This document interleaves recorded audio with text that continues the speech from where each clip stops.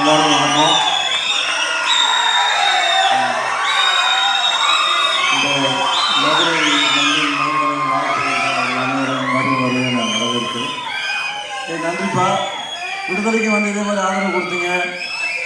சூரியோட எல்லா படத்துக்கும் உங்களுடைய பேரன்பு அவன் மேலே பெருமழையாக பொழியட்டும்.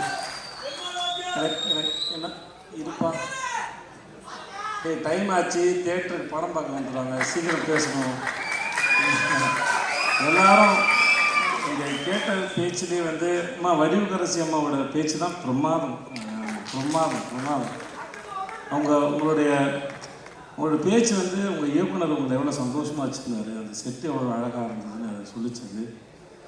வெற்றி சார் சொல்லிட்டே இருந்தார், செந்தில்குமார் வந்து மனிதர்களை கையாளுவதில் மிகவும் வல்லவர், அன்பில் வந்து பார்த்துப்பாருன்னு சொன்னார். செந்தில் நம்மளும் ஒரு படம் பண்ணுவோம் சார், ரொம்ப எனக்கு உங்கள் எல்லாரும் தாண்டி அவர் பக்கத்தில் உட்காந்து உங்களுடைய பெரிய மூத்த சகோதரனை போல் ஒரு தகப்பன் சாதத்தில் உட்காந்து உங்களை ரசிச்சுட்டே இருந்தார். வெற்றி சார் வந்து குதிச்சுக்கிட்டே இருந்தார். அது மாதிரி எனக்கு உங்களை பற்றி முழுசாக தெரியாது, பட் ஆனால் கேட்குறதுக்கும் கடைசியில் வடிவுக்கரசமாக பேசும்போது அவங்க எவ்வளோ கம்ஃபர்டபுளாக எவ்வளோ சந்தோஷம் ரசிச்சிருக்காங்க, எவ்வளோ விஷயத்தை அப்சர்வ் பண்ணியிருக்காங்கன்னு தெரிஞ்சது. ரொம்ப நல்லா இருந்தது, சந்தோஷமாக இருந்தது. ஸோ உங்களுக்கு முதல்ல வாழ்த்துக்கள்.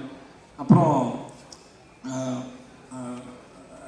யாராவது ஒருத்தர் ஜெயிச்சு வந்தாங்கன்னா அவங்களோட ஆரம்ப கட்டம் வரைக்கும் தான் நமக்கு மோட்டிவேஷன், ஓகே இங்கேருந்து வந்துடுவாங்கன்னு.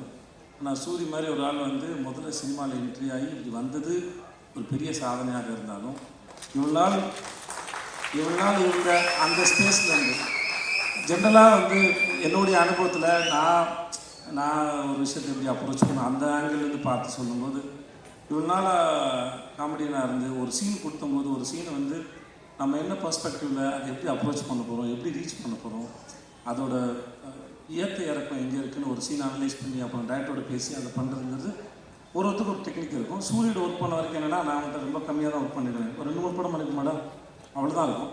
ஆனால் ஒரு சீனுக்குள்ள இந்த காமெடியை மட்டும் தேடின ஒரு மூளை வந்து ஒரு ஸ்டேஜுக்கு அப்புறம் இத்தனை வருஷம் ப்ராக்டிஸ் பண்ணிட்டு அது எப்படி ஒரு ப்ரொட்டகனிஸ்டாக கதையின் நாயகனாக வந்து அதை ப்ரெசென்ட் பண்ண போகிறோங்கிறது யோசிக்கிறது பெரும் கஷ்டம். அது ஆனால் ரொம்ப நாளாக ஒரே ஃபார்மில் யோசிச்சுட்டு அதுலேருந்து உடைச்ச இன்னொரு ஃபார்ம் உடைக்கிறதுங்கிறது.